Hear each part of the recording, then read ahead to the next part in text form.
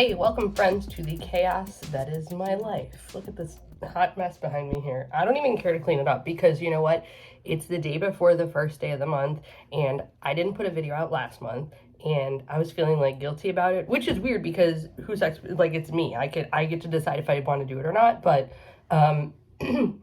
probably teacher guilt, stuff like that. But I do have something that I want to talk about today, which is how to speak to coworkers, even family members. I'm gonna have this conversation in the context of teachers, but really it applies to all of life. So, have you ever seen that commercial for the mental health service, and the guy is sitting there and the people are saying things to him like, you could have had it worse and just go outside, and the guy's sitting there and it just says, that's not helpful. I'm gonna see if I can find it and we put it up here. This happens so many times, IRL, in real life, especially with teachers. So I want to discuss empathy and invalidation when it comes to, I have notes here, by the way, when it comes to talking to coworkers. So the example that I will give will be that pretty recently I was in a car accident and I was on the phone with my insurance rep, claims person or something. And I just couldn't believe, the accident wasn't my fault. I got hit by somebody else who hit somebody else who hit me. I'm okay. My car got totaled, but I'm okay.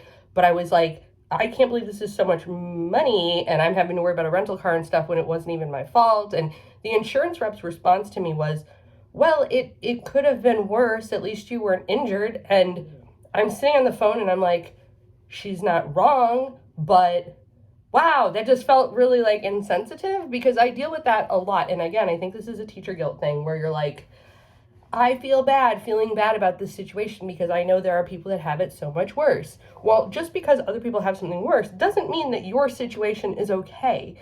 And that, I think, gets forgotten about. So yes, there are some things that are first world problems, but it doesn't mean that there aren't things that aren't still not great. So that's the first thing.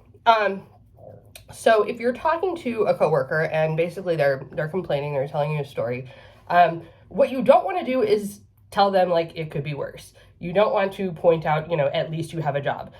You definitely, so if you have a teacher and they say I feel like I was forgotten about, or I was saying that's not true to them, completely invalidates their experience, and that's not good, because that makes them feel like they're crazy, and yeah, not wrong answer. Okay.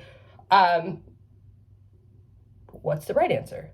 Well, I think I would acknowledge yes, that really sucks, or I would have felt that way too. That's really bad. Most of the time, if people are venting, they just want an ear. They want to feel heard and seen. Sometimes people just want to vent. They don't necessarily need advice or for someone to fix it. And it's hard because I think our instinct as human beings is that we want to fix things. And, this is bad. How do we help? How do we fix it? And I would say a lot of times that's not even it. People just want to know that they're not alone. They want to not be told that's not true, or it could have been worse, or at least you have a job. That's not. So things can be both good and bad at the same time. So you can have a terrible experience at, your job as a teacher, and you can still love teaching. You can be ready to leave teaching and still love teaching. Both can be true. You can love your students and at the same time have a group of students that you just don't like sometimes. Both can be true. So I think that people forget that because everything has to be this false, dichotomy, this false truth. You have to be on this side or this side, when it's nah, sometimes it's in the middle. It's a little bit of both is true. If you encounter a coworker that's upset, and you're not sure what they want, it's okay to ask them. It's okay to say, you know what? I feel like you just need an ear to listen right now. Are you looking for solutions or advice, or you just want to get it out? And a lot of times they'll tell you I just need to get it out. Or they'll be like, well, if you have any ideas, I'll take them. It's okay to ask the person. And on the flip side, if you're the person and you catch yourself venting or complaining to someone, it's okay to articulate what you need. It's okay to say, I need you to acknowledge that this is going on, And if you're talking to an admin, you could say, I need your support, or I need your backing, or I need you to call home, or I need you to just listen. Whatever it is. It's okay to state what you need, and conversely, it's okay to ask someone what they need. Because a lot of times, if someone doesn't want help and you're like throwing advice at them, it just makes things more frustrating. And obviously the opposite. So, just something to think about. It's something that my husband and I have started doing more often, because, teachers struggling right now.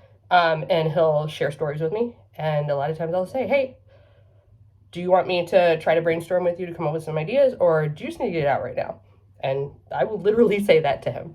And he'll be like, nah, I just need to get it out right now. And then maybe later we might circle back.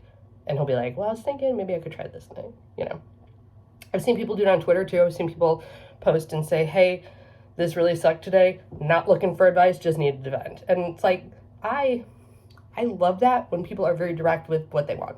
So, yeah, that's my point for today. Don't invalidate someone else's feelings. Have a little empathy. You don't have to agree with them to have empathy and to imagine like I would feel that way if I was in your place too.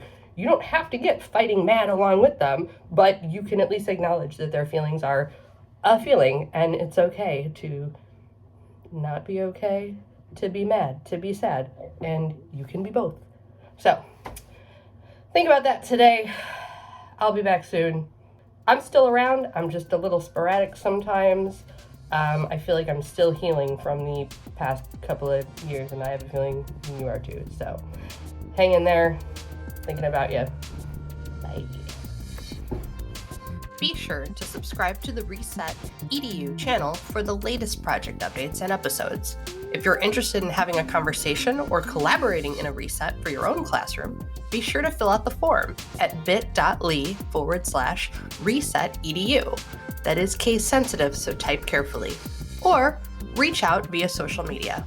Thank you for watching.